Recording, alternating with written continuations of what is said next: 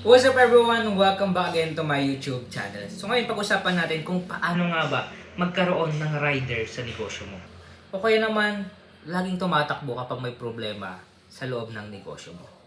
Ngayon bago magawa sa aking YouTube channel, please subscribe yung notification bell para po-update po sa ating mga bagong vlog. At the same time, ma-reach po natin yung 100k subscriber bago matapos itong taon na to. At the same time, kapag na-reach po natin yung 100k subscriber, magpapag-giveaway po tayo. Alright, let's go. Tara na sa ating topic ngayon. Paano nga ba magkaroon ng rider sa isang negosyo mo? O kaya sa negosyo mo? Kung makita nyo doon sa aking thumbnail, meron akong pinicturan dyan na dalawa sila. Actually, silang dalawa is graphics designer, IT sila, more on technology sila. Pero, sabi ko sa kanila, adjustable muna kayo. Kahit na nasa isang department kayo, kailangan muna nating mag-adjust. Mas lalo pag yung bago pa lang yung negosyo. Kahit nasa computer ka, kapag may kailangang bilhin, kailangang gawin sa negosyo, dapat on call ka. Bago naman kunin yung empleyado na yon, siyempre pag-uusapan niyo muna na ito yung trabaho mo. Bagamat pwede kayong magreklamo, pero bahala ka. Basta yun yung trabaho. Especially pag nagsisimula ka sa panginegosyo, kailangan mong higpit. Kailangan yung expenses kasi kailangan mas mababa at mapataas yung sales. Kaya sa akin, yun yung deal ko. Okay?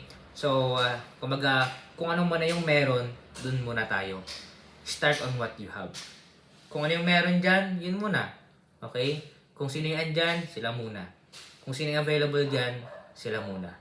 At kapag meron tayong budget, kuha na tayo ng mag-focus dun sa pag-ride. Okay? Sa tatakbo kung ano yung dapat kailangan sa negosyo. Yun lang. At ngayon, meron pa akong, bago tayo magtapos sa video na to, meron akong ipopromote sa inyo bagong libro na ginawa ko sa inyo. Negosyo Reality, para po ito sa mga gustong magnegosyo, magsimula ng negosyo, may problema sa negosyo, andito na po. Pwede ito yung sagot, yung problema nyo. Itong libro na to ay merong medyo may kamahalan, o kaya medyo mahal. Okay? Pero dito nyo malaman kung bakit mahal itong libro na to. Worth it naman kapag nabasa nyo.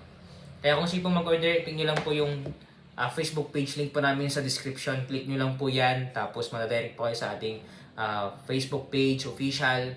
Huwag nyo po kalimutan na i-like and follow po yung ating Facebook page. Kasi bago lang po yan. Para lang po sa mga mag-order ng ating libro. Alright, dito muna tayo and abang-abang po kayo sa ating mga bagong ila-upload na vlog. And see you in my next vlog. God bless. Bye-bye.